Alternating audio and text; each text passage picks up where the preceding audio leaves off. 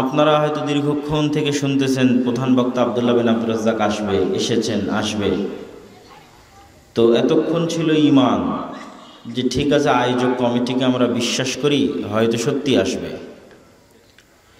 আর যখন আমি এখানে উপস্থিত হয়ে গেছি তখন ইয়াকিন, যে না ঠিকই তো এসেছে। তো যখন কোনো জিনিস চোখের সামনে ঘটে যায় তখনই সেটা ইয়াকিন। আমরা বিশ্বাস করি আগুন জ্বালিয়ে দেয়,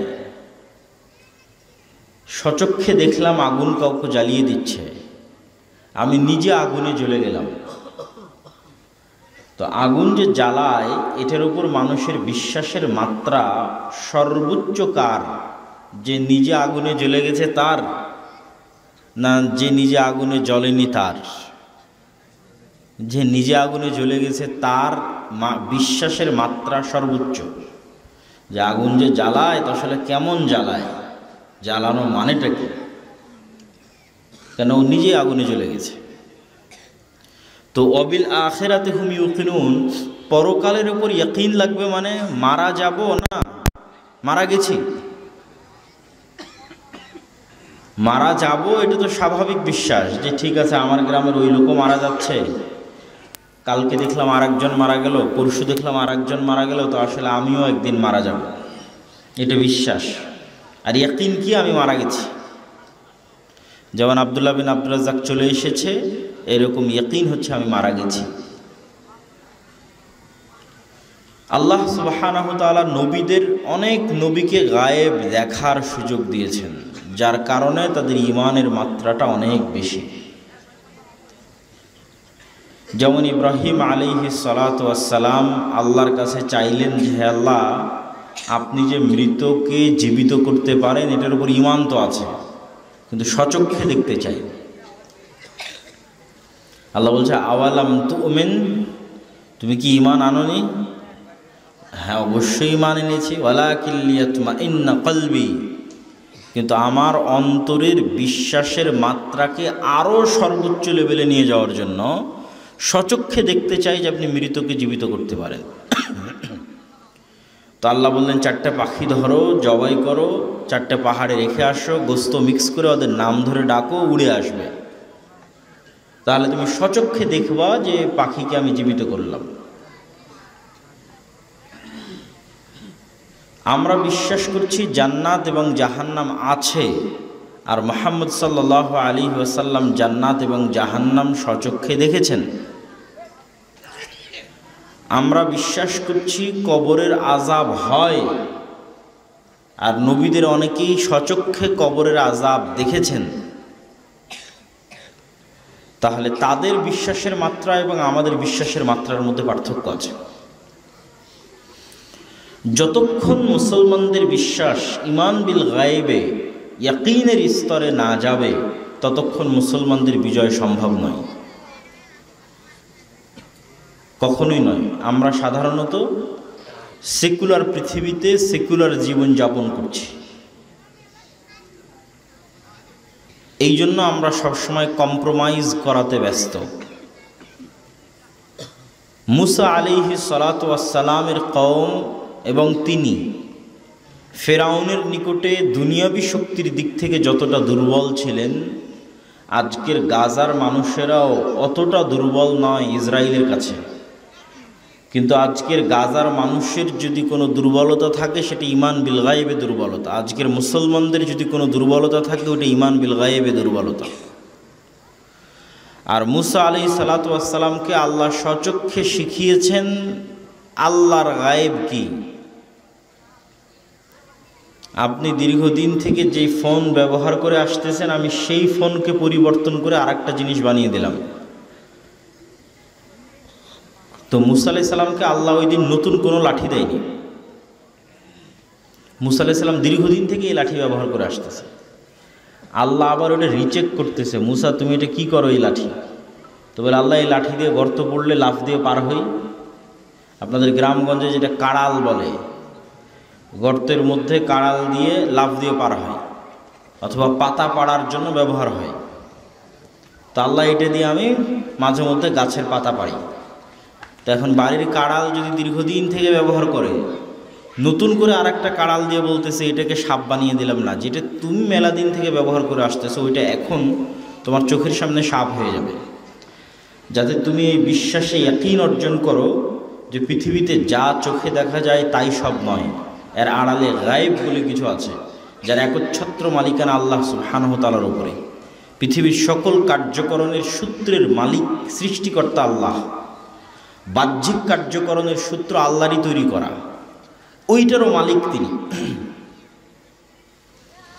তাহলে তুমি ফেরাউনের সাথে লড়াই করতে পারবে, না হলে মুসা আলাইহিস সালামের পক্ষে সম্ভব নয় ফেরাউনের সাথে লড়াই করা, দুনিয়াবি দিক থেকে সম্ভব নয়, দুনিয়াবি শক্তি সামর্থ্যের দিক থেকে সম্ভব নয়।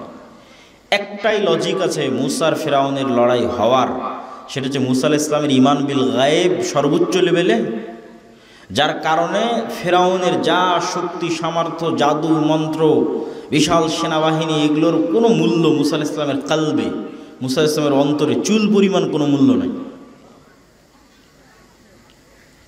কেননা তিনি জানেন ইন্নাল্লাহা আলা কুল্লি শাইইন কাদির, আল্লাহ সুবহানাহু ওয়া তাআলা এগুলো সকল কিছুর উপর সর্বোচ্চভাবে ক্ষমতাবান।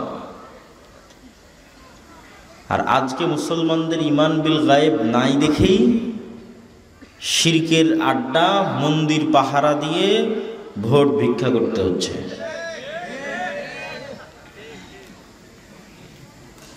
এইভাবে যত ঈমান বিল গায়েব কমবে তত দুনিয়াবি বিষয়ে ধর্মের নামে কম্প্রোমাইজ হবে।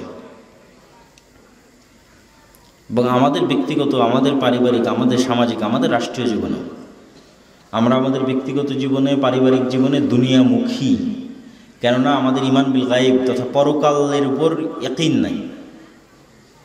শুধু মুখেই বলেছি যে পরকাল আছে, কিন্তু পরকালীন জীবনই যে সব কিছু, ওই লেভেলের বিশ্বাস আমাদের নাই। কুতিলা আসহাবুল উখদুদ ওয়ামা নাকামু মিনহুম ইল্লা আন ইউমিনু বিল্লাহিল আজিজিল হামিদ। বিশাল গর্ত খোঁড়া হয়েছে, সেই গর্তে আগুন জ্বালিয়ে দেওয়া হয়েছে, আর সেই আগুনে আসহাবুল উখদুদকে ঝাঁপিয়ে পড়তে বলা হচ্ছে। আর আল্লাহ নিজে কোরআনে বলছে ওয়ামা নাকামু মিনহুম, দুনিয়ার মানুষ, গাবতলীবাসী, রামেশ্বরপুরবাসী, তোমরা কি জানো যে আমি সূরা বুরুজে যেই আসহাবুল উখদুদের ঘটনার বর্ণনা তোমাদেরকে দিচ্ছি, এই আসহাবুল উখদুদকে আগুনে নিক্ষেপ করা হচ্ছে। তোমরা কি জানো এরা কেন আগুনে নিক্ষিপ্ত হচ্ছে? ওয়ামা নাকামু মিনহুম ইল্লা ইউমিনু বিল্লাহিল আজিজিল হামিদ। তারা আগুনে নিক্ষিপ্তই হচ্ছে শুধু এই কারণে যে তারা আমার উপর বিশ্বাস রাখে, ঈমান রাখে, শুধু এই কারণে। তো শুধু আল্লাহর উপর ঈমান রাখার কারণে ওদের বলা হচ্ছে যে হয় ঈমান ত্যাগ করো, না হয় আগুনে ঝাঁপ দাও। তো ওরা স্বেচ্ছায় আগুনে ঝাঁপ দিচ্ছে এই জন্য যে ওদের অবিল আখিরাতি হুম ইউকিনুন, পরকালের উপর বিশ্বাসটা ওদের ইয়াকিনের লেভেলে, ওদের বিশ্বাস এত সর্বোচ্চ স্তরে যে ওরা দেখতে পাচ্ছে আগুনের মধ্যে জান্নাত আছে। বলেন আল্লাহু আকবার। এমনি মুখের কথাই নয় যে জান্নাত আছে চলে গেলাম, না, এটা যে ইয়াকিনের স্তরে বিশ্বাস যে আগুনে আমরা ঝাঁপ দিচ্ছি এই আগুনের মধ্যেই জান্নাত আছে। আর যদি দুনিয়াবি স্বার্থের কারণে এখন এই আগুনে ঝাঁপ না দিই তাহলে এটাই জাহান্নাম। কিন্তু যদি আমাদেরকে দাঁড় করিয়ে দেওয়া হয় তাহলে কি হবে? যেহেতু আমরা দুনিয়ামুখী জীবনযাপন করি, বস্তুবাদী, আমাদের ঈমানের যে 6টা স্তর, এই 6টা স্তরের উপর আমাদের ঈমান মজবুত নয়। ফলত আমরা দুনিয়াবি দৃষ্টিকোণ থেকেই চিন্তা করব যে এখন আগুনে ঝাঁপ দিলে মরে গেলাম, সব শেষ হয়ে গেল, কত চাওয়া পাওয়া ছিল, কত প্ল্যান ছিল, বাড়ি গাড়ি করবো, এই করবো, শেষ সব শেষ হয়ে গেল। অতএব এখন সাময়িক সময়ের জন্য যদি কম্প্রোমাইজ করে যদি বেঁচে থাকা যায় তো এটাই তো অনেক, এটাই তো ভালো। অতএব আগুনে ঝাঁপ না দিয়ে কোনো মতে বেঁচে থাকলেই ভালো। কেননা আমরা শুধু মনে করি যে এই দুনিয়াটাই সব কিছু, পরকালই যে সব কিছু, ওই লেভেলের বিশ্বাসই তৈরি হয়নি, ওই পর্যায়ের ঈমানই তৈরি হয়নি। তাহলে আপনি কিভাবে ইসলামী রাষ্ট্র তৈরি করবেন? বাংলাদেশের সবচেয়ে পরহেজগার মানুষকেও যদি রাষ্ট্র ক্ষমতা দেওয়া হয়, তাহলে বাংলাদেশে তিনি ইসলাম প্রতিষ্ঠা করতে পারবে না। কেন রাষ্ট্রে তিনি ইসলাম প্রতিষ্ঠা করতে পারবে না? এই জন্য যে আজ যদি আপনি বাংলাদেশের রাষ্ট্রে ইসলাম প্রতিষ্ঠা করেন, বিশ্বের যারা বড় বড় মোড়ল আছে তারা আপনার পক্ষে থাকবে না বিপক্ষে যাবে? বলেন, একটু জোরে বলেন, পক্ষে না বিপক্ষে? বিপক্ষে। আর যখন দেখবে আপনি কারো কথা শুনছেন না, তখন আপনার বিরুদ্ধে অবরোধ দিবে, অর্থনৈতিক অবরোধ, বলে এর সাথে ডলারের লেনদেন বন্ধ। যেমন আফগানিস্তান এবং ইরানের উপর অবরোধ দেওয়া আছে, এর সাথে অস্ত্র কেনা বেচা বন্ধ, এর সাথে বাণিজ্যিক চুক্তি বন্ধ। তখন দেখা যাচ্ছে আর ইউরোপ আমেরিকা থেকে আর টাকা আসে না, ডলার আসে না, আইফোন অ্যান্ড্রয়েড সেট আর ঢুকে না। অন্তত দুনিয়াবি যত সুযোগ সুবিধা এখন রামেশ্বরপুরের মানুষ ব্যবহার করতেছে, তার 90% সুযোগ সুবিধা কমে যাবে। এসি, ফ্রিজ, বৈদ্যুতিক সার্ভিস সব ডাউন হয়ে যাবে। তাহলে পরের দিনই গাবতলী, রামেশ্বরপুর, বগুড়া, বাংলাদেশের মানুষের রাস্তায় বের হয়ে বলবে এই ইসলামের দরকার নাই বাবা, তোমরা যাও তো, আগে ভালো মতন থাকা খাওয়া পড়া যেটার ব্যবস্থা ছিল সেটার আগে দরকার আছে। না কথা আমি ভুল বললাম? এটাই বাস্তব। কেননা তাদের ইমানই তো মজবুত হয়নি, তাহলে কিভাবে তারা ইসলামের উপর টিকে থাকবে? ইসলামের উপর টিকে থাকার জন্য যেই লেভেলের সবর দরকার, ওই লেভেলের সবরই তো তাদের মধ্যে তৈরি হয়নি। তো আপনি বলবেন আমরা যদি না পারি, আফগানিস্তানের মানুষ, গাজার মানুষ তারা কীভাবে পারছে? এই জন্য আমি বলেছি যে কোনো কিছুর পরিপূর্ণ ধ্বংস হওয়া ছাড়া পরিপূর্ণ উত্থান সম্ভব নয়। গাজা এবং আফগানিস্তানে সম্ভব হয়েছে এই জন্য যে ওখানে সব কিছু পরিপূর্ণরূপে ধ্বংস হয়ে গেছে। সব কিছু যখন পরিপূর্ণরূপে ধ্বংস হয়ে যায় তখন মানুষের চাহিদা কমে আসে। বাংলাদেশের রামেশ্বরপুরের মানুষের চাহিদা আর আফগানিস্তানের মানুষের চাহিদা এক নয়। বগুড়ায় শহরে যারা আছে এদের চাহিদা কবে বগুড়াতে KFC খুলবে, কবে বগুড়াতে সাবওয়ে আমেরিকান কোম্পানি তারা আসবে। এদের চাহিদার লেভেল ভিন্ন, অন্য ধরনের চাহিদা। যে চাহিদাগুলো সব দুনিয়াবি, কেন অটোমেটিক দুনিয়াবি অনেক সুযোগ সুবিধা তারা ভোগ করতেছে। আর আফগানিস্তানের মানুষের এতটুকু চাহিদা কোনো মতে বাঁচতে পারলেই হলো, বাঁচার নিরাপত্তা যে দেবে সেই ঠিক আছে, কেন সবই তো ধ্বংস হয়ে গেছে। সবই যখন ধ্বংস হয়ে গেছে তখন বাঁচার নিরাপত্তা যে দিবে সেটাই সবচেয়ে বড় নিয়ামত। সম্মানিত উপস্থিতি, তাহলে ইসলাম প্রতিষ্ঠা করার জন্য আগে মুসলমানদের অন্তরে ঈমান লাগবে। মুসলমানদের অন্তরে যে ঈমান নাই সেটার আরও দুই একটা প্রমাণ দিই। আমাদের অন্তরে ঈমান প্রবেশ করেনি, আমরা বেশিরভাগ মানুষ মুসলমান কিন্তু মুনাফিক অবস্থায় জীবনযাপন করছি। তার প্রমাণ হচ্ছে অসংখ্য মানুষের মধ্যে বাহ্যিক ইসলাম আছে, সালাত আদায় করছে, সিয়াম পালন করছে, হজ করছে, ওমরা করতেছে, অসংখ্য মানুষ, নারী পুরুষ। গত 16 বছরে এমনও ছিল তাহাজ্জুদের সালাত পর্যন্ত আদায় করত। কোরআন তেলাওয়াত নাকি কখনো মিস দিত না। তো তাহাজ্জুদের সালাত আদায় করে কোরআন তেলাওয়াত মিস না দিয়ে যদি আপনি মানুষের উপর জুলুম করেন, মিথ্যা বলেন, দুর্নীতি করেন, ধোঁকা দেন, তাহলে এটা কোন ইসলাম, কোন আল্লাহর দিন? পরায়ণ সকল নবী নাই পরায়ণ, আর বর্তমান পৃথিবীর জরিপে সবচেয়ে বেশি মিথ্যা বলবে মুসলমানেরা, বলে, অলরেডি বলে। আমরাও যারা বক্তব্য শুনছি, বসে আছি, তারাও যদি নিজের কলার খুলে নিজের গলার দিকে চেয়ে দেখি, নিজের বগলের দিকে চেয়ে দেখি, নিজের বুকে হাত দিয়ে চিন্তা করে দেখি যে আমরা দৈনন্দিন কত মিথ্যার সাথে উঠা বসা করি, কত রকমের মিথ্যার আশ্রয় নিই। কোর্টে গেলে এখন পর্যন্ত যতদিন কোর্টে গেছি কোনোদিন মনে হয়নি যে কেউ এখানে সত্য বলতেছে, আল্লাহ ভালো জানে। কোনোদিন বিশ্বাস তৈরি হয়নি যে মনে হয় এখানে কেউ সত্য বলতেছে, এইটা পাইনি এখন পর্যন্ত। হতে পারে আল্লাহর কোনো বান্দা কোর্টে সত্যবাদী থেকেও থাকতে পারে, আপনারা হয়তো জানেন, কিন্তু আমার কাছে মনে হয়নি কোর্টে গিয়ে এখন পর্যন্ত যে এখানে কেউ এখানে সত্য বলতেছে। কে সত্য বলতেছে? আল্লাহ। সবাই মুসলমান, কোর্টের মসজিদে সবাই মুসল্লি, সবার মুখে দাড়ি, সবাই মিথ্যুক। তাহলে কেমনে তারা মুসলমান, কেমনে তারা মুমিন? এটাই তো আমার মাথায় কাজ করে না। এদের অন্তরে তো ঈমান প্রবেশ করেনি। সম্মানিত উপস্থিতি, একই অন্তরে ঈমান এবং মিথ্যা একত্রিত হতে পারে না। কিন্তু মুসলমানদের এই ভয়ঙ্কর ভয়াবহ অবস্থার পিছনে কারণ কি? মুসলমানদের এই ভয়ঙ্কর ভয়াবহ অবস্থার পিছনে কারণ হচ্ছে গোলামি, দাসত্বের মানসিকতা, ঔপনিবেশিক দাসত্ব। যে ঔপনিবেশিক দাসত্ব হচ্ছে সারা পৃথিবীতে England, Europe, Spain, France, Italy এদের রাজত্ব ছিল সারা পৃথিবীতে। আমেরিকাও একসময় এদের উপনিবেশ ছিল, পুরো আফ্রিকা এদের উপনিবেশ, পুরো ভারত উপমহাদেশ এদের উপনিবেশ। বর্তমান যা মানচিত্র আছে সব মানচিত্র এদের তৈরি করা। তো ওই গোলামির যে কালচার, মুসা আলাইহিস সালামকে বানু ইসরায়েলদের সাথে বড় না করে ফেরাউনের বাড়িতে আলাদা করে বড় করা হলো কেন? বানু ইসরায়েলদের সাথে বড় হলে উনিও লুকিয়ে লুকিয়ে পালিয়ে পালিয়ে বড় হতেন। একটা টাকার জন্য, একটা রুজির জন্য মারামারি কাড়াকাড়ি করতেন, হিংসা বিদ্বেষে লিপ্ত হতেন, মিথ্যা বলা শিখতেন। তো মিথ্যা বললে তো নেতাও হতে পারবে না, নবী হতে পারবে না। তো আমরা যখন 190 বছর গোলাম ছিলাম তখন আমরা এগুলো শিখেছি।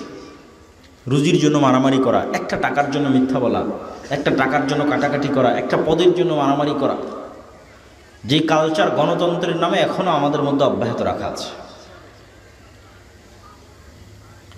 কালকে থেকে যদি আমরা চিন্তা করি, যেমন আজকে যখন ঢাকা থেকে রাজশাহীতে বিমানে আসি, যে আজকে থেকে আমরা বিমানে যতজন উঠেছি ভোটের মাধ্যমে নির্বাচন করব কে বিমানের পাইলট হবে। বুঝেননি মনে হয় আমার কথা কি আমার বোঝা যায়? যে আজকে বিমানে উঠে যত যাত্রী উঠেছি সবাই মিলে ভোট দিব কে পাইলট হবে। রাজি আছেন? কথা বলেন না কেন? রাজি আছেন? কেউ রাজি হবে না, কেন? সবাই জানে এখানে ভোটের মাধ্যমে যদি ভোট কিনে যদি এখানে পাইলট নির্ধারণ করে তাহলে আজকে সবার মৃত্যু নিশ্চিত, কেউ আর এখান থেকে বেঁচে ঘরে ফিরতে পারবে না। ডাক্তারের ওখানে গিয়ে, মেডিকেলে গিয়ে আজকে থেকে আমরা চিন্তা করব যে ভোটের মাধ্যমে ডাক্তার নির্ধারণ করব কে আমার অপারেশন করবে। পৃথিবীর কোথাও কোনো সেক্টরে গিয়ে এটা হয় না, সব জায়গায় যোগ্যতা দেখা হয়। শুধু দেশের নেতা যখন তৈরি করা হবে তখন আর যোগ্যতা লাগে না। তখন যে যত বড় চোর, যে যত বড় মিথ্যুক, যত বড় বাটপার, যত বড় ডাকাত, সেই নেতা। এবং এই মিথ্যার কালচার ঠিক রাখার জন্যই এই ডেমোক্রেটিক সিস্টেমকে টিকিয়ে রাখা আছে, যেন এই মিথ্যার কালচারটা অব্যাহত থাকে। যাক, আমরা বলছিলাম ঈমান বিল গায়ব, অদৃশ্যের উপর ঈমান না থাকার কারণে মুসলমানদের সমাজ মুনাফিকিতে পরিপূর্ণ, দুনিয়ামুখী জীবনযাপন। এই অদৃশ্যের ঈমানের একটা পয়েন্ট, ফেরেশতাদের উপর ঈমান। ফেরেশতারা কিসের তৈরি বলেন? একটু জোরে বলেন, কিসের তৈরি? নূরের তৈরি। যেহেতু আপনার অল্প মানুষ, একটু কথা বললে সবাই কানেক্টেড থাকবেন, একটু ঘুম কম ধরবে, বক্তব্য একটু সময় যাবত বক্তব্য করা যাবে। তাহলে ফেরেশতারা কিসের তৈরি? নূরের তৈরি। নূর কি? নূর হচ্ছে এক প্রকারের আলো যা পৃথিবীতে বিরাজ করে, আমাদের চারিদিকে বিরাজ করতেছে। কিন্তু এই লাইটের আলো নয়, ওই সূর্যের আলো নয়, ওই চাঁদের আলো নয়, কিন্তু আলো। এ আবার কেমন আলো? যে আলো পৃথিবীতে বিরাজ করে কিন্তু চোখে দেখা যায় না, সে আলোই হচ্ছে নূরের আলো।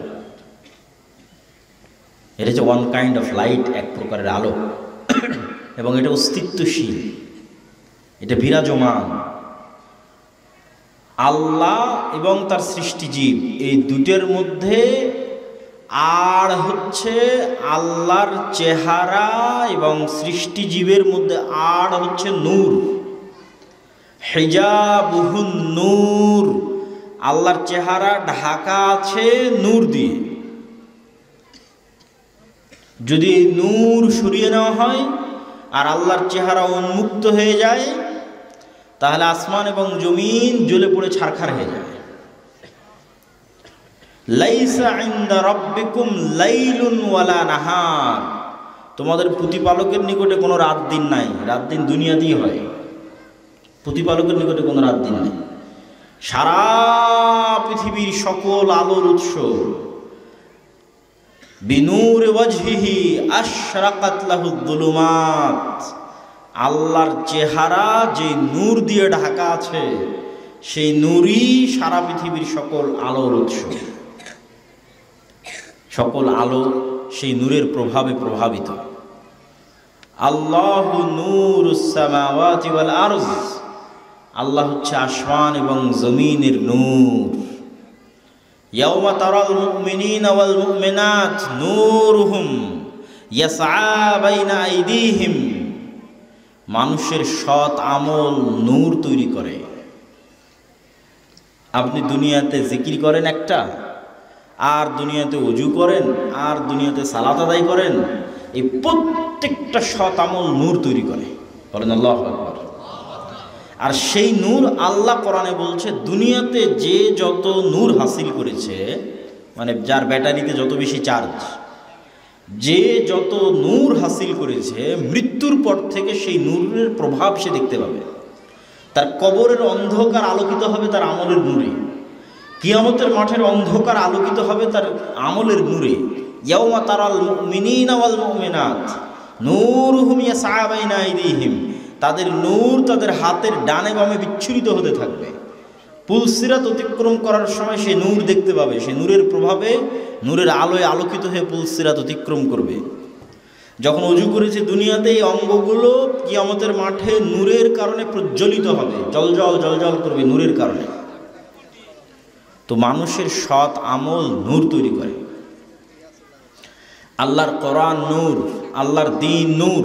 মা কুনতা তাদরি মাল কিতাব ওয়াল ঈমান ওয়ালাকিন জাআলনাহু নূরান নাহদি বিহি মান নাশা, আপনি জানতেন না কিতাব কাকে বলে, ঈমান কাকে বলে, কিন্তু আমি আল্লাহ এই কিতাবকে নূর বানিয়ে দিয়েছি।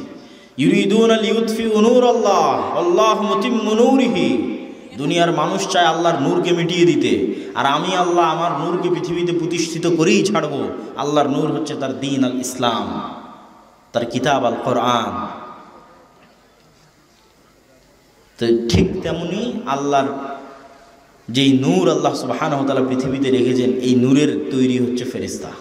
রাসূলুল্লাহ সাল্লাল্লাহু আলাইহি সাল্লাম বলেছেন, আল্লাহুম্মা জাআল ফি কলবি নূরা ওয়া ফি সামঈ নূরা ওয়া ফি বাসারি নূরা, হে আল্লাহ আমার অন্তরে নূর তৈরি করে দেন, আমার কানে নূর তৈরি করে দেন, আমার চোখে, সামনে, পিছনে, ডানে বামে, উপরে নিচে নূর তৈরি করে দেন। তো নূর যদি নাই থাকে, কোথায় থেকে তৈরি হবে? মানুষের চোখের পাওয়ার যেমন বাস্তব, নূর তেমন বাস্তব, যে আপনার চোখে নূর তৈরি হবে এটা তেমন বাস্তব। কানের পাওয়ার যেমন বাস্তব, কানে নূর তৈরি হবে এটা তেমন বাস্তব। তো আপনি বলে দেখা যে যায় না, পৃথিবীতে এমন অসংখ্য কিছু আছে যা আমরা জানি না। আমরা জানি না মানে নাই, এটা মিথ্যা কথা। আজ থেকে 100 বছর আগে যে মানুষ মারা গেছে ওকে উঠান, উঠিয়ে বলেন যে আব্দুল্লাহ আজকে এখানে বক্তব্য দিবে, আর সেই বক্তব্য আমি ঢাকায় বসে থেকে শুনবো, তখনই ঢাকায় বসে থেকে শুনবো। ও বলবে যে পাগল, বিশ্বাস করবে না, এটা অসম্ভব যে গাবতলীতে বসে কথা বলবে, সে কথা তুমি ঢাকায় বসে সাথে সাথে শুনবা, কেমনি সম্ভব? এটা ছিল গায়েব। এটাই আজ থেকে 100 বছর আগে এটা গায়েব। অথচ পৃথিবীর এই আলোর তরঙ্গের মধ্যে আমার কথা বহন করে নিয়ে যাবে এই ক্ষমতা, আমার ভিডিও দৃশ্য বহন করে নিয়ে যাবে এই ক্ষমতা, পৃথিবী যেদিন সৃষ্টি হয়েছে ওই দিন থেকেই আছে। আমি মনে হয় বুঝাতে পারিনি কথা, কি আমার বুঝতে পারছেন?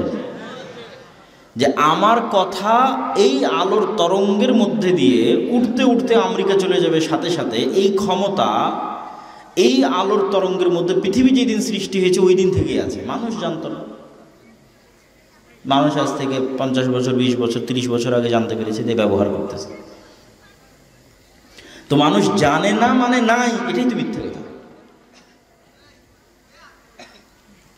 আপনি যখন রিমোট দিয়ে এসি অন করেন অফ করেন, তখন রিমোট কন্ট্রোলের মধ্যে থেকে একটা আলো বের হয়ে এসিতে গিয়ে লাগে, ইনফ্রারেড রে লাইট।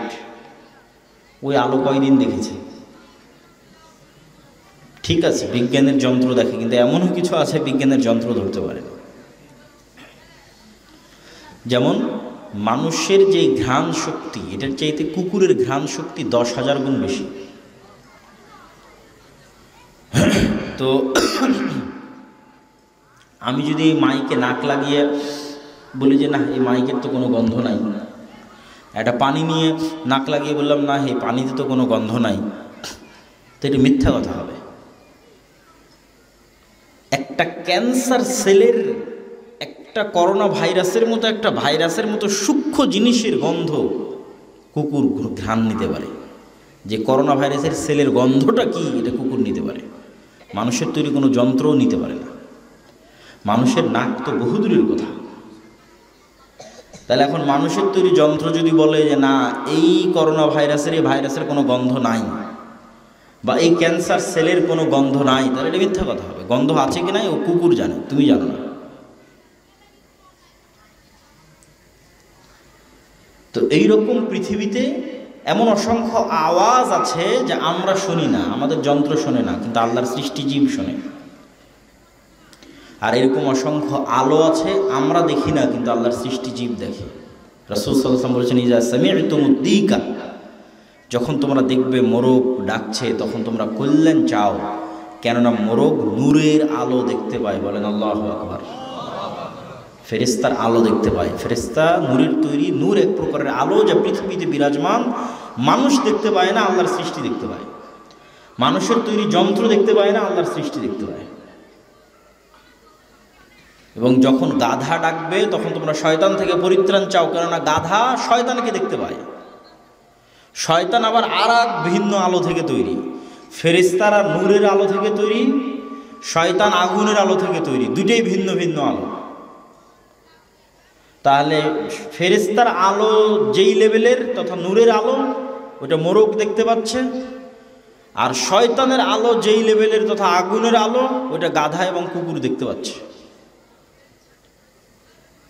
তাহলে পৃথিবীতে আমরা দেখি না, আমাদের যন্ত্র দেখে না এবং নেয় না, তার মানে নাই, এটা মিথ্যা কথা। সম্মানিত উপস্থিতি, তাহলে ফেরেশতার অস্তিত্বের উপর বিশ্বাস, এটা ঈমান বিল গায়বের একটা পার্ট। 6টা ঈমান বিল গায়ব। আমানতু বিল্লাহি ওয়া মালাইকাতিহি ওয়া কুতুবিহি ওয়া রুসুলিহি, যে আমরা এই 6টা জিনিসের উপর ঈমান আনলাম, তার মধ্যে 2 নম্বরই আছে ফেরেশতা। আপনার ছেলের অস্তিত্ব যত সত্য, আপনার মায়ের অস্তিত্ব যত সত্য, আপনার বোনের অস্তিত্ব যত সত্য, আপনার ভাইয়ের অস্তিত্ব যত সত্য, এখন আমার আপনার সাথে ফেরেশতা আছে, এটা তার চেয়ে বেশি সত্য। এটা তার চাইতে বেশি সত্য। কেন বেশি সত্য? আমরা যখন প্রথম সৃষ্টি হয়েছি তখন কোনো মানুষকে দেখিনি। وَإِذْ قَالَ رَبُّكَ لِلْمَلَائِكَةِ إِنِّي جَاعِلٌ فِي الْأَرْضِ خَلِيفَةً وَإِذْ قُلْنَا لِلْمَلَائِكَةِ اسْجُدُوا لِآدَمَ فَسَجَدُوا إِلَّا إِبْلِيسَ। আদম যখন প্রথম চোখ খুলেছে পৃথিবীতে, আদম মানি তো আমরা, তা আমরা যখন প্রথম চোখ খুলেছি পৃথিবীতে, তখন না আমার বাপ, না ভাই, না বোন, না আত্মীয় স্বজন, না ছেলে মেয়ে, না, সবার আগে ফেরেশতা দেখেছি। ওয়াইদ কুলনা লিল মালাইকাতি ইসজুদু লিআদম, আর আমি ফেরেশতাদের ডাক দিয়ে বললাম আদমকে সিজদা করো। আদমকে বললাম ফেরেশতাদেরকে সালাম দাও। তাহলে আমার বাপের অস্তিত্বের চেয়ে কার অস্তিত্ব সত্য? জোরে বলেন না যে কার অস্তিত্ব সত্য, একটু জোরে বলেন তো সবাই, কার অস্তিত্ব সত্য? আমার নিজের ছেলে আমার চোখের সামনে জন্ম নিয়েছে, ওর চাইতে বেশি সত্য কার অস্তিত্ব? ফেরেশতা। আপনার বাড়িতে আমার সাথে, এর চাইতে সত্য। আমাদের তো ইমানই না যে ফেরেশতা আছে। শুধু মুখে বলার সময় বলেছি যে আমানতু বিল্লাহি ওয়া মালাইকাতিহি, তারপরে শেষ। আর সাহাবীদের ইমানের স্তর দেখেন। রাত যেহেতু লম্বা হয়ে গেছে, বক্তব্য দীর্ঘায়িত করব না, আপনাদের ধৈর্যচ্যুতির আগে বক্তব্য শেষ করব। তো ফেরেশতাদের বিষয়ে সাহাবীদের ঈমান দেখেন। উহুদের যুদ্ধে একজন সাহাবী মারা গেছে, শহীদ হয়েছে, তার নাম হানজালা। তিনি বাসর ঘর থেকে বের হয়ে যুদ্ধের মাঠে গেছেন। তার স্ত্রীর দেওয়া তথ্যে তার উপর গোসল ফরজ। সাহাবীরা গিয়ে আল্লাহর নবীর কাছে তার গোসলের বিষয়টি জানতে চাইলেন। রাসূল সাল্লাল্লাহু আলাইহি ওয়াসাল্লাম বললেন, ইন্না সাহিবাকুম তুগাসসিলুহুল মালায়েকা, আরে তোমরা আর হানজালার কি গোসল দিবা, ফেরেশতারা ইতিমধ্যে গোসল দিয়ে ফেলেছে। বলেন আল্লাহু আকবার। তাহলে নেন, এবার ফেরেশতারা এক সাহাবীকে গোসল দিয়েছে যার উপর গোসল ফরজ, বাকি সাহাবীদেরকে সেটা জানানো হচ্ছে। কি পরিমাণ ইন্টারকানেকশন, চোখের সামনে ইন্টারাকশন, যে আমার এই লোকটার গোসল দেওয়া দরকার, একে এখন ফেরেশতারা গোসল দিয়েছে। সাদ বিন মুআজ রাদিয়াল্লাহু তাআলা আনহু মারা গেলেন। আল্লাহ নবী বলেছেন, ইহতাজ্জা লাহু আরশুর রহমান, রহমানের আরশ তার মৃত্যুতে কেঁপে উঠেছে। ওয়া শাহিদাহু ৭০ আলফা মিনাল মালায়েকা, ৭০,০০০ ফেরেশতার জানাজায় অংশগ্রহণ করেছে। আল্লাহু আকবার। এক সাহাবী বলছেন যে আমি যুদ্ধের মাঠে আছি, আব্দুর রহমান বিন আউফ আমার ডানে এবং বামে দুইজন সাদা পোশাকধারী যুদ্ধ করতেছে, যাদেরকে আমি আগে কোনোদিন দেখিনি, পরে কোনোদিন দেখিনি। আল্লাহ নবীকে বললাম, আল্লাহ নবী বলছে এরা দুইজন ছিল জিবরাইল আর মিকাইল। বলেন আল্লাহু আকবার। খন্দকের যুদ্ধ শেষ করে রাসূল সাল্লাল্লাহু আলাইহি ওয়াসাল্লাম বাড়িতে ফিরেছে, অস্ত্র রেখে দিয়েছে। রাসূল সাল্লাল্লাহু আলাইহি ওয়াসাল্লামের কাছে জিবরাইল এসে বলছে, আপনি অস্ত্র রেখেছেন, আমরা রাখিনি, ইহুদিদের বিরুদ্ধে যুদ্ধ করতে হবে। আর আল্লাহ নবী সব সাহাবীদের নিয়ে বের হলেন। আনাস রাদিয়াল্লাহু তাআলা আনহু বলছেন, ইন্নী আরা, আমরা চোখের সামনে দেখছি, যখন আল্লাহ নবী আমাদের নিয়ে ইহুদি গোত্রের উদ্দেশ্যে বের হয়েছে, তখন আমরা দেখছি যে আমাদের চোখের সামনে জিব্রাইলের ঘোড়সওয়ার বাহিনীর ঘোড়ার পায়ের আঘাতে তৈরি হওয়া উড়ন্ত ধুলা। আল্লাহু আকবার। যে আমরা এখন আক্রমণ করতে যাব, তো আমাদের আগে আগে ধুলা উঠতেছে। তো এটা কিসের ধুলা? জিব্রাইলের ঘোড়সওয়ার বাহিনী আমাদের আগে আগে ওখানে পৌঁছে গেছে। আল্লাহ নিজে কোরআনে বলছে, তিনি মুহাম্মদ সাল্লাল্লাহু আলাইহি ওয়াসাল্লামের সহযোগিতায় আসমান থেকে ফেরেশতা অবতীর্ণ করেছেন। একদিন আল্লাহ নবী বলছে, আজকে বাড়িতে জিব্রাইল আসেনি কেন? ছবি ছিল, এই জন্য আসেনি। জিব্রাইল আমাকে বারবার মিসওয়াক করতে বলছে, দাঁত ছিলে যাচ্ছে মিসওয়াক করতে করতে, গন্ধে কষ্ট পায়। তাহলে এখন আল্লাহর নবীর মতো পবিত্র মুখের গন্ধে যদি ফেরেশতা কষ্ট পায়, তাহলে যারা আমরা সারাদিন বিড়ি সিগারেট খাচ্ছি, এদের সাথে ফেরেশতা আছে না শয়তান আছে? আমাকে বলেন, একটু জোরে বলেন, কে আছে? শয়তান আছে। এটাই হলো পৃথিবীর খেলার নিয়ম। খেলার নিয়ম আগে জানতে হবে, খেলেন পরে, সমস্যা নেই। কোনটা কোন বলে ছক্কা হবে, কোন বলে ফোর হবে, কোন বলে আউট হবে, কোনটা নো বল, এটা জানা থাকতে হবে। তো পৃথিবীতে কিভাবে খেলাটা চলে এটা জানা থাকতে হবে। তো পৃথিবীর এই খেলা যদি না জানেন, তাহলে আপনি খেলতেই তো পারবেন না। পৃথিবীর এই খেলা হচ্ছে আমাদের সাথে সদা সর্বদা শয়তান আর ফেরেশতা বিরাজমান। ডিসিশন আমার, কাকে আমার আশেপাশে রাখবো, কাকে আমার আশেপাশে অ্যাক্সেস দেব। বাড়ি ছবি মূর্তি দিয়ে পূর্ণ করে, বাড়িতে সালাম দিয়ে প্রবেশ না করে, বিসমিল্লাহ বলে খাবার শুরু না করে, বাড়িতে একদিনও কোরআন তেলাওয়াত না করে, ওই বাড়িতে আমরা কাকে জায়গা দিয়ে রেখেছি বলেন তো? শয়তানকে জায়গা দিয়ে রেখেছি। তখন আপনার ইচ্ছা, আপনি বাড়িতে শয়তানকে জায়গা দিবেন না ফেরেশতাকে জায়গা দিবেন। কিন্তু এরা আছে পৃথিবীতে বিরাজমান, অস্তিত্বশীল, এবং এরা যে আছে এটা বুঝারও অসংখ্য আলামত এবং চিহ্ন আছে। একদিন ২ রাকাত সালাত আদায় করেন, এই চ্যালেঞ্জ নিয়ে যে পুরো সালাতের মধ্যে আল্লাহর কথা ছাড়ার কারো কথা মনে করব না। সালাত শুরু করার ২০-৩০ সেকেন্ড পার হতে না হতেই দেখবেন আপনি দুনিয়ার কথায় মগ্ন হয়ে গেছেন, অথচ আপনি এখনো ধরতেও পারেননি যে আপনি দুনিয়ার কথায় মগ্ন হয়েছেন। দুনিয়ার কথায় মগ্ন হওয়ার ১০-১৫ সেকেন্ড পার হওয়ার পর আপনার ব্রেন কাজ করছে, আরে আজকে তো দুনিয়ার কথায় মগ্ন হতে চাইনি, তো হয়ে গেছে। তো এই যে আপনি ধরতে পারার আগেই আপনার অন্তর দুনিয়ার কথায় মগ্ন হয়ে গেল, এটা করলো কে বলেন? এটা জোরে বলেন, এটা কে করলো? শয়তান পৃথিবীতে আছে। এবং এই কালব পৃথিবীর সবচেয়ে সূক্ষ্ম মেশিন, যেখানে একসাথে ফেরেশতা এবং শয়তানের অ্যাক্সেস আছে। যেমন ওয়াইফাইয়ের অ্যাক্সেস দেন আপনারা মানুষকে, হুবহু এরকম সেটা বলতেছে না, বোঝানোর জন্য বলতেছে যে ওয়াইফাইয়ের পাসওয়ার্ড দিয়ে দিলেন, ওই হচ্ছে স্ক্যান করে শেয়ার করে অ্যাক্সেস নিয়ে নিল। তো একই ওয়াইফাই ৫-১০ জন চালাচ্ছে একই রাউটার থেকে, একই নেটওয়ার্ক ব্যবহার করে। তো এই কালব হচ্ছে আপার লেভেলের মেশিন। এখানে দুনিয়াবি মোবাইলের অ্যাক্সেস না, কত আপার লেভেলের মেশিন। এখানে শয়তানের অ্যাক্সেস অথবা ফেরেশতার অ্যাক্সেস, ভিন্ন জগতের ২ প্রাণীর অ্যাক্সেস, যা পৃথিবীর আর কোনো মেশিনে সম্ভব নয়। আর মেশিন কেন বলতেছি, অলরেডি তো আমরা আমাদের মাথা পৃথিবীর সবচেয়ে বড় সুপার কম্পিউটার, এটা আর এক ভয়ঙ্কর মেশিন। এটা তো আমরা দেখতেই পাচ্ছি চোখের সামনে, এটা কত বড় মেশিন। কাফা বিনাফসিকাল ইয়াউমা আলাইকা হাসিবা, আজকে কিয়ামতের মাঠে তোমার বিচার করার জন্য তুমি যথেষ্ট। কেন? তোমার চোখই তো ক্যামেরা, আলাদা আর কি বিচার করার দরকার? ওই ক্যামেরা দিয়ে যেমন আমার ভিডিও রেকর্ড হচ্ছে, তুমি তোমার এই চোখের ক্যামেরা দিয়ে কি দেখেছো মোবাইলে, ওটা তোমার ব্রেনে, তোমার মেমোরিতে সেভ হয়ে গেছে। বাইরে যাওয়ার দরকার নাই তো। তুমি তোমার এই কানই হচ্ছে সাউন্ড রেকর্ডার। এই কান দিয়ে তুমি কি গান শুনেছো, ওটা তোমার ব্রেনে সেভ হয়ে গেছে, তোমার মেমোরিতে সেভ হয়ে গেছে। তুমি আর কোথায় যে তোমাকে আমি অপরাধী প্রমাণ করবো? দরকার নাই তো কোথাও অপরাধী প্রমাণ। কাফা বিনাফসিকা ইয়াউমা আলাইকা হাসিবা, শুধু তোমার ব্রেন থেকে ডাটা ট্রান্সফার করতে হবে। তো ইলন মাস্কই তো এখন গবেষণা করতেছে কিভাবে মানুষের ব্রেনের সাথে ইন্টারনেট কানেক্ট করা যায়, যাতে মানুষের ব্রেনের ডাটা ইন্টারনেটে ট্রান্সফার করা যায়। তো নেন, আপনার সাথে আপনি কত বড় ভয়ঙ্কর মেশিন বহন করে বেড়াচ্ছেন, যা দেখছেন তা আপনি ভিডিও করতেছেন। আপনার এখানে ওই ক্যামেরাম্যান যেমন ওর মেমোরি কার্ডটা বের করে কম্পিউটারে দিলে ভিডিও প্লে হয়ে যাবে, আপনার এখান থেকে ডাটা ট্রান্সফার করলে অটোমেটিক ভিডিও প্লে হবে যে আপনি কী কী দেখেছিলেন দুনিয়াতে আর কি কি শুনেছিলেন দুনিয়াতে, সব এখানেই সেভ হয়েছে। কেন? এই ব্রেন এত ভয়ঙ্কর, এর পর্দা দিয়ে পৃথিবীকে কয়েকবার মোড়ানো যাবে। আর এই ব্রেনকে যদি চালু রাখা হয়, অন্তত 5000 বছরের দৃশ্য, 5000 বছরের কথা স্মরণ করতে পারবে। ও তো ব্যবহার হয়েছে মাত্র 60 বছর, কিন্তু ক্ষমতা 5000 বছরের। নূহ আলাইহিস সালাতু ওয়াস সালাম যে 1000 বছর 1500 বছর জীবিত ছিল, তো 1000 বছরের সব কথা ওনার স্মরণে ছিল। তো ওই রকমই এর চাইতেও সূক্ষ্ম লেভেলের মেশিন হচ্ছে কলব, যেখানে ফেরেশতার অ্যাক্সেস অথবা শয়তানের অ্যাক্সেস।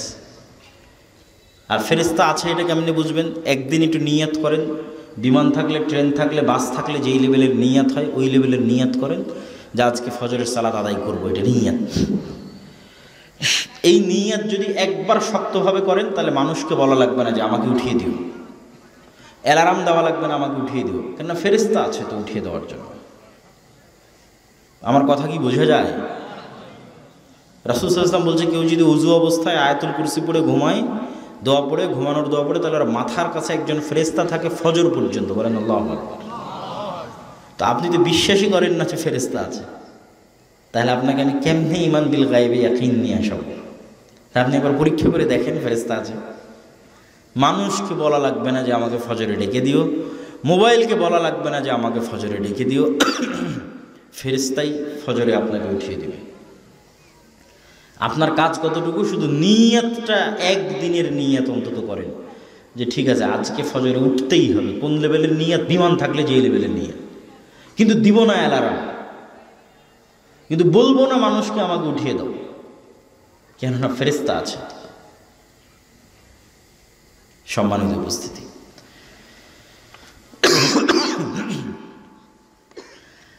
তো আমাদের বক্তব্যের শেষ পর্যায়ে এসে জরুরি কয়েকটা কথা, যদি আরেকটু আগে উঠলে হয়তো আরেকটু লম্বা সময় আলোচনা করা যেত। উঠতে দেরি হয়, লম্বা সময় আলোচনা করলে সালাতের ঘাটতি, ফজরের সালাত দুর্বল হয়ে যাবে, এই জন্য বক্তব্য আগে শেষ করা উচিত। তো জরুরি কয়েকটা কথা কি? ঠিক আছে, গত বছর রামেশ্বরপুরে এসেছিলাম, ভাই বললেন অনেক মানুষ ছিল। আজকে আসলাম, মানুষ হয়তো একটু কম, আর একদিন আসা হবে কিনা জানি না, কিন্তু এই আশাই, এই বক্তব্য দেওয়াই, এটাই যদি দাওয়াতের মাধ্যম হয়, তাহলে বছরে একদিন দাওয়াত দিয়ে কোনো লাভ নাই। প্রকৃত দাওয়াত স্থায়ী দাওয়াত, পার্মানেন্ট দাওয়াত, অল্প হলেও। তা আপনাদের সাথে আবার কবে দেখা হবে না হবে, তার মানে আমাদের দাওয়াত থেকে বঞ্চিত হয়ে যাবেন, এটা তো হয় না। এই জন্য সবচেয়ে জরুরি হচ্ছে আমাদের লেখনীগুলোকে গুরুত্ব দেওয়া, এবং আমাদের লেখনীগুলোর মধ্যে 1 নম্বরে হচ্ছে মাসিক আল ইতিসাম। আমি নিজে ব্যক্তিগতভাবে মাসিক আল ইতিসামে প্রতি মাসে 3টা লেখা লিখি, 3টে প্রতি মাসে। একটা সম্পাদকীয়, একটা মিন্নাতুল বাড়ির ব্যাখ্যা, একটা স্বাভাবিক প্রবন্ধ। তাহলে মাসিক আল ইতিসাম যদি না পড়েন, তাহলে এই বছরে একবার বক্তব্য দিয়ে কী হবে? পড়াই জ্ঞান। ইকরা বিসমি রব্বিকাল্লাযী খালাক, এই দিনটা পড়ার দিন, এই দিনটা জ্ঞানের দিন। জ্ঞানের মাধ্যমেই এই দিনে বিপ্লব আসবে। যদি মাসিক আল ইতিসামের পরেও আর কিছু পড়ার সুযোগ হয়, তাহলে তো আরও ভালো, কিন্তু একটারও যদি সুযোগ না হয়, অন্তত মাসিক আল ইতিসাম নিতে হবে প্রতি মাসে। আজকেও নিয়ে যাওয়ার চেষ্টা করতে হবে। আর যদি সুযোগ হয় এর চেয়ে বেশি, তাহলে শেখ আব্দুর রাজ্জাক বিন ইউসুফের সালাতের বই, বিশুদ্ধভাবে সালাত আদায় করা। আজকে শেখ আব্দুর রাজ্জাক বিন ইউসুফ আসেনি, তার সব বক্তব্য উপদেশ বইয়ে লেখা আছে। মানে ওনার যত বক্তব্যে যত হাদিস বলে সব হাদিস উপদেশ বইয়ের মধ্যে আছে। ওই বইটা ওই কারণেই লেখা যে আমি যদি কোথাও বক্তব্য দিতে না পারি, ওই অঞ্চলের মানুষ যদি বক্তব্য শুনতে চায় আমার, তাহলে এই উপদেশ বইটা পড়বে। আমি যা যা হাদিস বলি সব হাদিস, যত বিষয়ের ওপর বলি সব এই উপদেশ বই জমা করা আছে। তাহলে বিশুদ্ধ সালাত, বিশুদ্ধ দোয়া, শেখ আব্দুর রাজ্জাক বিন ইউসুফের বক্তব্য, অথবা আমাদের মিন্নাতুল বাড়ি, অথবা ফিলিস্তিন, এই যে সমসাময়িক মুসলিম বিশ্বে কী হচ্ছে, আফগানিস্তানে কি, তালেবানে কি, এগুলো সব ওই ফিলিস্তিন বইয়ের মধ্যে বিস্তারিত আছে। 2 নম্বর হচ্ছে মক্তব। আপনাদের এই অঞ্চলগুলোতে আমরা মক্তব চালাই, কিন্তু মক্তবের সংখ্যা বাড়াতে হবে। সব মসজিদগুলোকে দাওয়াই আল্লাহর অধীনে মক্তব পরিচালনার জন্য দিয়ে দিতে হবে। এখানে তো দায়িত্বশীল আছে, তারা তো কাজ করছেই, তাদেরকে মূল্যায়ন করবেন। মক্তবের শিক্ষকদের ট্রেনিংয়ের জন্য জামিয়া সালাফিয়ার যাতায়াত খরচ মসজিদের কমিটিকে দিতে হবে না, থাকা খাওয়া খরচ মসজিদের কমিটিকে দিতে হবে না, সব আমরাই বহন করি। আবার 600 মক্তবের অধিকাংশ মক্তবের কায়দা বইটাও আমরা গত রমজানে ফ্রি দেওয়ার চেষ্টা করেছি। তাহলে এত বড় একটা নেয়ামত, এত সুযোগ সুবিধা থাকার পরেও যদি আপনারা গ্রহণ না করেন, তাহলে এটার জবাব তো আর আমাদের দিতে হবে না, আপনাদেরই দিতে হবে। কেননা এই একদিনের বক্তব্যের চাইতে প্রতিদিন কোরআন শিখবে এটা বেশি জরুরি, প্রতিদিন দিন শিখবে এটা বেশি জরুরি, অল্প হলেও দৈনিক হবে এটা বেশি জরুরি। বয়স্কদের মধ্যেও কোরআন শিক্ষা চালু করা উচিত, বয়স্ক মহিলাদের মধ্যেও কোরআন শিক্ষা চালু করা উচিত। এই জন্য আমরা মেয়ে মক্তব শিক্ষিকারও ট্রেনিংয়ের আয়োজন করতেছি। এটা বলা হয়নি, তামিম ভাই যদি স্টেজে থাকে, যে মহিলা যারা মক্তব শিক্ষিকা আছে, যারা এলাকার গ্রামের মহিলা মানুষদের মধ্যে কোরআন শিখাতে চায়, তাদেরও কোরআন শিক্ষার এবং মৌলিক দিন শিক্ষার ট্রেনিংয়ের ব্যবস্থা আমরা করতেছি। 3 নম্বর উপায় হচ্ছে মাদ্রাসাগুলোকে জামিয়া সালাফির সাথে সম্পৃক্ত করা। যেমন এই মাদ্রাসাটা হয়েছে, উনি দাবি জানালেন যেন আমরা নিয়মিত আসি। ইনশাআল্লাহ যদি আল্লাহ তৌফিক দেয়, আমরা আমাদের দায়িত্বের জায়গা থেকে সেটি পালন করার চেষ্টা করব। চতুর্থত, সুদের বিরুদ্ধে যুদ্ধ করতে হবে, এটা খুব জরুরি। যেই গোলামির কথা বলছি, যে ইমান বিল গায়েবের কথা বলছি, যেই নেতৃত্বের বিকাশের কথা বলছি, মুসলমানদের মিথ্যার কারণে, গোলামির কারণে মুসলমানদের নেতৃত্ব যে ধ্বংস হয়ে গেছে সেটার কথা বলছি, এটার মূল কারণ হচ্ছে সুদ। বানু ইসরাইলদেরকেও ফেরাউন গোলাম বানিয়ে রাখত সুদ দিয়ে, কারণ হচ্ছে সেই সুদের কারবারে লেনদেন করত। আমাদের মা এবং বোনেরা যারা কিস্তিতে জিনিসপাতি কিনেছে, তারা কি মিথ্যা কথা বলে না বলে না? বলেন, একটু আমাকে বলেন, মিথ্যা কথা বলে না বলে না? বলে। যেই দিন থেকে আপনি মিথ্যা বলা শুরু করেছেন, ওই দিন থেকে আপনি গোলাম হয়ে গেছেন। মিথ্যা দিয়ে কোনোদিন স্বাধীন নেতার জন্ম সম্ভব নয়। খালিদ বিন ওয়ালিদ, আমর ইবনুল আস, মোহাম্মদ সাল্লাল্লাহু আলাইহি ওয়াসাল্লামের মতো, ওমর ইবনুল খাত্তাবের মতো, সালাহুদ্দিন আইয়ুবীর মতো নেতা মিথ্যা দিয়ে জন্ম হওয়া সম্ভব নয়। তো আল্লাহর নবী বলছে বারবার ঋণ থেকে বাঁচতে চায়, লোন থেকে বাঁচতে চায়। তো সাহাবীরা বলছে, আল্লাহ নবী আপনি এত কেন লোন থেকে বাঁচতে চান? আল্লাহুম্মা ইন্নী আউযু বিকা মিনাল মা'সামি ওয়াল মাগরাম, আল্লাহ লোন থেকে বাঁচাও। এত কেন লোন থেকে বাঁচতে চান? তো আল্লাহ নবী বলছে, লোন থেকে এই জন্য বাঁচতে চাই যে যেই দিন থেকে মানুষ লোন নেওয়া শুরু করে, ওই দিন থেকে মিথ্যা বলা শুরু করে। মিথ্যা বললে আর নেতা হতে পারবে না, নেতৃত্ব শেষ, গোলামি শুরু। নূরের আলো দেখতে পায়, বলেন আল্লাহু আকবার। ফেরেশতার আলো দেখতে পায়। ফেরেশতা নূরের তৈরি, নূর এক প্রকারের আলো যা পৃথিবীতে বিরাজমান। মানুষ দেখতে পায় না, আল্লাহর সৃষ্টি দেখতে পায়। মানুষের তৈরি যন্ত্র দেখতে পায় না, আল্লাহর সৃষ্টি দেখতে পায়। এবং যখন গাধা ডাকবে, তখন তোমরা শয়তান থেকে পরিত্রাণ চাও, কেননা গাধা শয়তানকে দেখতে পায়। শয়তান আবার আর এক ভিন্ন আলো থেকে তৈরি। ফেরেশতারা নূরের আলো থেকে তৈরি, শয়তান আগুনের আলো থেকে তৈরি, দুটেই ভিন্ন ভিন্ন আলো। তাহলে ফেরেশতার আলো যেই লেভেলের তথা নূরের আলো, ওটা মোরগ দেখতে পাচ্ছে। আর শয়তানের আলো যেই লেভেলের তথা আগুনের আলো, ওটা গাধা এবং কুকুর দেখতে পাচ্ছে। তাহলে পৃথিবীতে আমরা দেখি না, আমাদের যন্ত্র দেখে না এবং নেয় না, তার মানে নাই, এটা মিথ্যা কথা। সম্মানিত উপস্থিতি, তাহলে ফেরেশতার অস্তিত্বের উপর বিশ্বাস, এটা ঈমান বিল গায়বের একটা পার্ট। 6টা ঈমান বিল গায়ব। আমানতু বিল্লাহি ওয়া মালাইকাতিহি ওয়া কুতুবিহি ওয়া রুসুলিহি, যে আমরা এই 6টা জিনিসের উপর ঈমান আনলাম, তার মধ্যে 2 নম্বরই আছে ফেরেশতা। আপনার ছেলের অস্তিত্ব যত সত্য, আপনার মায়ের অস্তিত্ব যত সত্য, আপনার বোনের অস্তিত্ব যত সত্য, আপনার ভাইয়ের অস্তিত্ব যত সত্য, এখন আমার আপনার সাথে ফেরেশতা আছে, এটা তার চেয়ে বেশি সত্য। এটা তার চাইতে বেশি সত্য। কেন বেশি সত্য? আমরা যখন প্রথম সৃষ্টি হয়েছি তখন কোনো মানুষকে দেখিনি। وَإِذْ قَالَ رَبُّكَ لِلْمَلَائِكَةِ إِنِّي جَاعِلٌ فِي الْأَرْضِ خَلِيفَةً وَإِذْ قُلْنَا لِلْمَلَائِكَةِ اسْجُدُوا لِآدَمَ فَسَجَدُوا إِلَّا إِبْلِيسَ।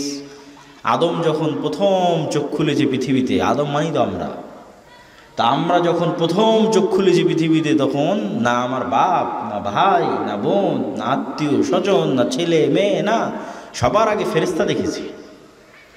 ওয়াইদ কুলনা লিল মালাইকাতি ইসজুদু লিআদম, আর আমি ফেরেশতাদের ডাক দিয়ে বললাম আদমকে সিজদা করো। আদমকে বললাম ফেরেশতাদেরকে সালাম দাও। তাহলে আমার বাপের অস্তিত্বের চেয়ে কার অস্তিত্ব সত্য? জোরে বলেন না, যে কার অস্তিত্ব সত্য? একটু জোরে বলেন তো সবাই, কার অস্তিত্ব সত্য? আমার নিজের ছেলে আমার চোখের সামনে জন্ম নিয়েছে, ওর চাইতে বেশি সত্য কার অস্তিত্ব? ফেরেশতা। আপনার বাড়িতে আমার সাথে, এর চাইতে সত্য। আমরা যদি ইমানই না যে ফেরেশতা আছে, শুধু মুখে বলার সময় বলেছি যে আমানতু বিল্লাহি ওয়া মালাইকাতিহি, তারপরে শেষ। আর সাহাবীদের ইমানের স্তর দেখেন। রাত যেহেতু লম্বা হয়ে গেছে, বক্তব্য দীর্ঘায়িত করব না, আপনাদের ধৈর্যচ্যুতির আগে বক্তব্য শেষ করব। তো ফেরেশতাদের বিষয়ে সাহাবীদের ঈমান দেখেন। উহুদের যুদ্ধে একজন সাহাবী মারা গেছে, শহীদ হয়েছে, তার নাম হানজালা। তিনি বাসর ঘর থেকে বের হয়ে যুদ্ধের মাঠে গেছেন। তার স্ত্রীর দেওয়া তথ্যে তার উপর গোসল ফরজ।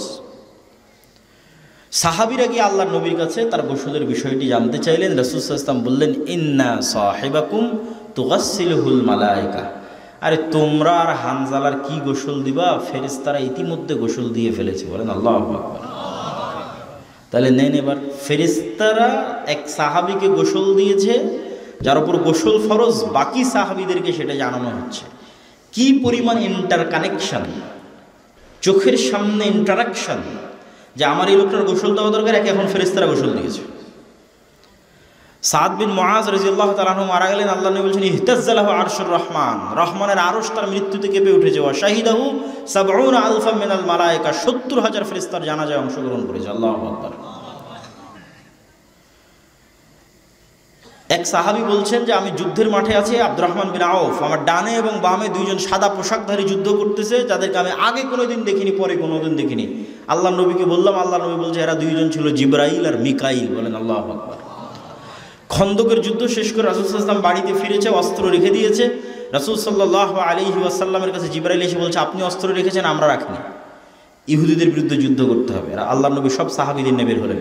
আনাস রাদিয়াল্লাহু তাআলা আনহু বলছেন, ইন্নি আরা, আমরা চোখের সামনে দেখছি, যখন আল্লাহ নবী আমাদের নিয়ে ইহুদি গোত্রের উদ্দেশ্যে বের হয়েছে, তখন আমরা দেখছি যে আমাদের চোখের সামনে জিব্রাইলের ঘোড়সওয়ার বাহিনীর ঘোড়ার পায়ের আঘাতে তৈরি হওয়া উড়ন্ত ধুলা। আল্লাহু আকবার। যে আমরা এখন আক্রমণ করতে যাব, তো আমাদের আগে আগে ধুলা উঠতেছে। তো এটা কিসের ধুলা? জিব্রাইলের ঘোড়সওয়ার বাহিনী আমাদের আগে আগে ওখানে পৌঁছে গেছে। আল্লাহ নিজে কোরআনে বলছে, তিনি মুহাম্মদ সাল্লাল্লাহু আলাইহি ওয়াসাল্লামের সহযোগিতায় আসমান থেকে ফেরেশতা অবতীর্ণ করেছেন। একদিন আল্লাহ নবী বলছে, আজকে বাড়িতে জিব্রাইল আসেনি কেন? ছবি ছিল, এই জন্য আসেনি। জিব্রাইল আমাকে বারবার মিসওয়াক করতে বলছে, দাঁত ছিলে যাচ্ছে মিসওয়াক করতে করতে, গন্ধে কষ্ট পায়। তাহলে এখন আল্লাহর নবীর মতো পবিত্র মুখের গন্ধে যদি ফেরেশতা কষ্ট পায়, তাহলে যারা আমরা সারাদিন বিড়ি সিগারেট খাচ্ছি, এদের সাথে ফেরেশতা আছে না শয়তান আছে? আমাকে বলেন, একটু জোরে বলেন, কে আছে? শয়তান আছে। এটাই হলো পৃথিবীর খেলার নিয়ম। খেলার নিয়ম আগে জানতে হবে, খেলেন পরে, সমস্যা নেই। কোনটা কোন বলে ছক্কা হবে, কোন বলে 4 হবে, কোন বলে আউট হবে, কোনটা নো বল, এটা জানা থাকতে হবে। তো পৃথিবীতে কিভাবে খেলাটা চলে এটা জানা থাকতে হবে। তো পৃথিবীর এই খেলা যদি না জানেন তাহলে আপনি খেলতেই তো পারবেন না। পৃথিবীর এই খেলা হচ্ছে আমাদের সাথে সদা সর্বদা শয়তান আর ফেরেশতা বিরাজমান। ডিসিশন আমার, কাকে আমার আশেপাশে রাখবো, কাকে আমার আশেপাশে অ্যাক্সেস দেব। বাড়ি ছবি মূর্তি দিয়ে পূর্ণ করে, বাড়িতে সালাম দিয়ে প্রবেশ না করে, বিসমিল্লাহ বলে খাবার শুরু না করে, বাড়িতে একদিনও কোরআন তেলাওয়াত না করে, ওই বাড়িতে আমরা কাকে জায়গা দিয়ে রেখেছি বলেন তো? শয়তানকে জায়গা দিয়ে রেখেছি। তখন আপনার ইচ্ছা, আপনি বাড়িতে শয়তানকে জায়গা দিবেন না ফেরেশতাকে জায়গা দিবেন। কিন্তু এরা আছে পৃথিবীতে বিরাজমান, অস্তিত্বশীল, এবং এরা যে আছে এটা বুঝারও অসংখ্য আলামত এবং চিহ্ন আছে। একদিন 2 রাকাত সালাত আদায় করেন, এই চ্যালেঞ্জ নিয়ে যে পুরো সালাতের মধ্যে আল্লাহর কথা ছাড়ার কারো কথা মনে করব না। সালাত শুরু করার 20-30 সেকেন্ড পার হতে না হতেই দেখবেন আপনি দুনিয়ার কথায় মগ্ন হয়ে গেছেন, অথচ আপনি এখনো ধরতেও পারেননি যে আপনি দুনিয়ার কথায় মগ্ন হয়েছেন। দুনিয়ার কথায় মগ্ন হওয়ার 10-15 সেকেন্ড পার হওয়ার পর আপনার ব্রেন কাজ করছে, আরে আজকে তো দুনিয়ার কথায় মগ্ন হতে চাইনি, কিন্তু হয়ে গেছে। তো এই যে আপনি ধরতে পারার আগেই আপনার অন্তর দুনিয়ার কথায় মগ্ন হয়ে গেল, এটা করলো কে বলেন? একটু জোরে বলেন, এটা কে করলো? শয়তান পৃথিবীতে আছে।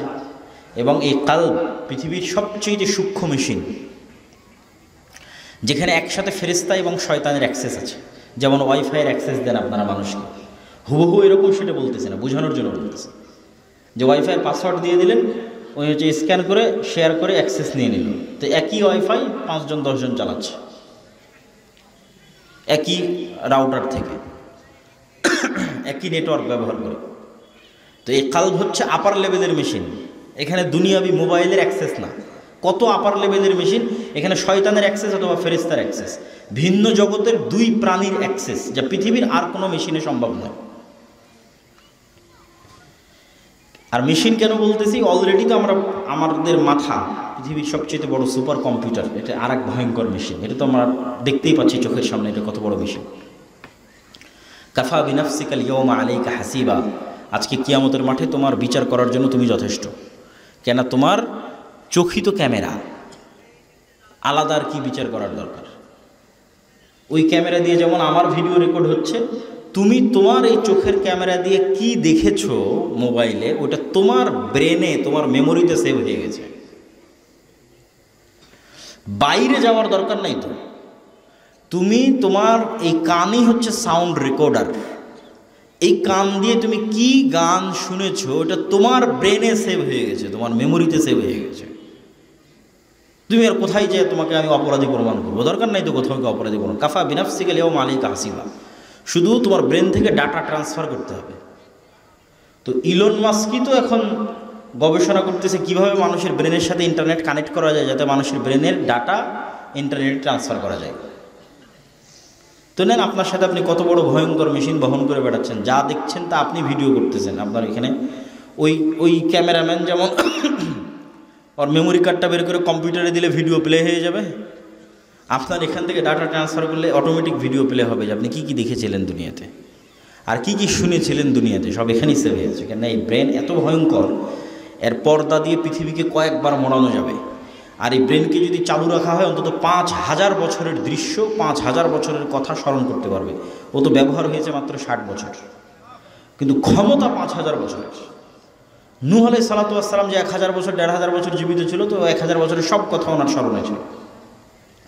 তো ওই রকমই এর চাইতে সূক্ষ্ম লেভেলের মেশিন হচ্ছে কালব, যেখানে ফেরেশতার অ্যাক্সেস অথবা শয়তানের অ্যাক্সেস। আর ফেরেশতা আছে এটা কেমনি বুঝবেন? একদিন একটু নিয়াত করেন, বিমান থাকলে, ট্রেন থাকলে, বাস থাকলে যেই লেভেলের নিয়াত হয় ওই লেভেলের নিয়াত করেন যে আজকে ফজরের সালাত আদায় করবো, এটা নিয়াত। এই নিয়াত যদি একবার শক্তভাবে করেন তাহলে মানুষকে বলা লাগবে না যে আমাকে উঠিয়ে দিও, অ্যালার্ম দেওয়া লাগবে না আমাকে উঠিয়ে দিও, কেননা ফেরেশতা আছে তো উঠিয়ে দেওয়ার জন্য। আমার কথা কি বোঝা যায়? রাসূল সাল্লাল্লাহু আলাইহি ওয়াসাল্লাম বলছে, কেউ যদি উযু অবস্থায় আয়াতুল কুরসি পড়ে ঘুমায়, দোয়া পড়ে, ঘুমানোর দোয়া পড়ে, তাহলে মাথার কাছে একজন ফেরেশতা থাকে ফজর পর্যন্ত। বলেন আল্লাহু আকবার। তো আপনি তো বিশ্বাসই করেন না যে ফেরেশতা আছে, তাহলে আপনাকে আমি কেমনে ঈমান বিল গায়বে ইয়াকিন নিয়ে আসাবো? তা আপনি একবার পরীক্ষা করে দেখেন ফেরেশতা আছে। মানুষকে বলা লাগবে না যে আমাকে ফজরে ডেকে দিও, মোবাইলকে বলা লাগবে না যে আমাকে ফজরে ডেকে দিও, ফেরেশতাই ফজরে আপনাকে উঠিয়ে দেবে। আপনার কাজ কতটুকু, শুধু নিয়তটা, একদিনের নিয়ত অন্তত করেন যে ঠিক আছে আজকে ফজরে উঠতেই হবে। কোন লেভেলের নিয়ত? বিমান থাকলে যে লেভেলের নিয়ত। কিন্তু দিব না অ্যালার্ম, কিন্তু বলবো না মানুষকে আমাকে উঠিয়ে দাও, কেননা ফেরেশতা আছে। সম্মানিত উপস্থিতি,